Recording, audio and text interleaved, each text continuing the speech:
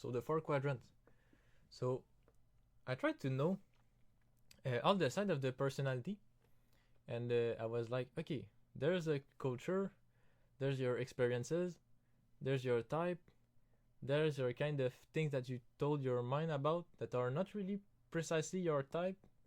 So I kind of went back and forth, trying to kind of narrow, okay, all the places where we can say that there's a personality, and I came up with those quadrants, the four quadrants of personality. And for me, it was more the innate. So the innate, in my sense, was kind of a category of the subjectivity of the person. After I said the universal, that's more okay, the archetypes, kind of more the collective unconscious of the people. And after I was like, okay, there's a culture aspect, okay, that will affect the personality of the person. And after I was like, okay, experience. But I was like, okay, experience is kind of innate sometimes.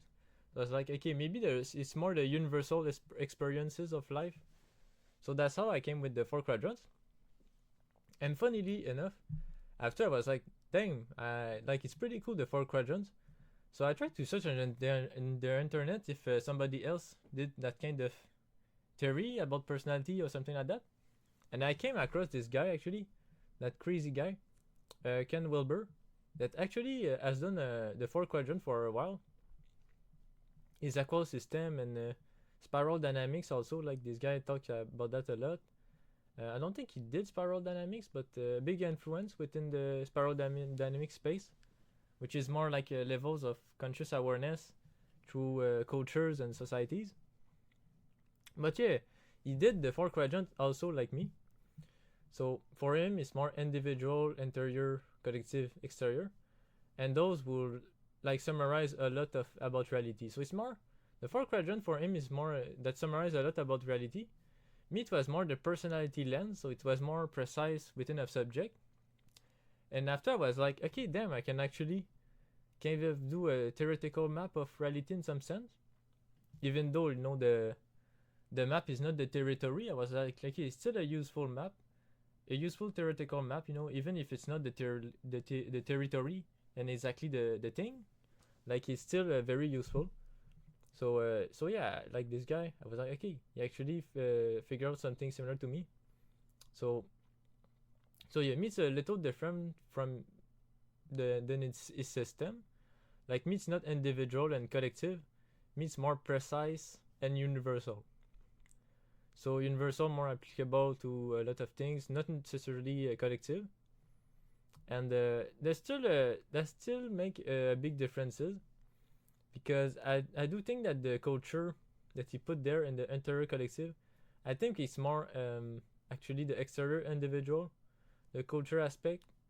So me, the it and the we, like I think that they can make they can confuse. Like me, I don't use the pronouns. I think that just with the pronouns you kind of like it's you kind of erase the power of the category. So I kind of disagree with some of his model thing, but it's very useful map actually. And yeah, also Carl Jung did a map about that. Carl Jung, I think it was in Aeon actually. I was like, okay, damn, he also did something similar. So Carl Jung, instead of individual, it was I think it was precise. I think it was more precise like me. Collective, it was universal. But I think that interior, he put like temporal, and exterior, he put unitemporal. So you can say that Karang was even more abstract about it with his word. Like his categories were more abstract.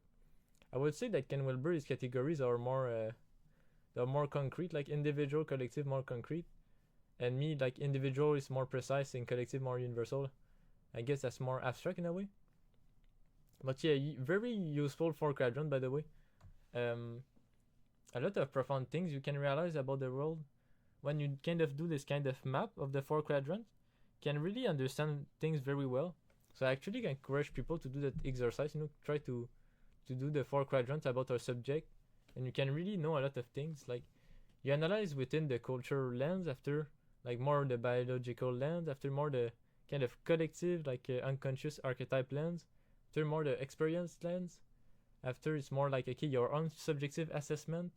So it's kind of give a very global integral map of a subject that you want to analyze, and kind of a multifaceted thing. So it's very any in a way.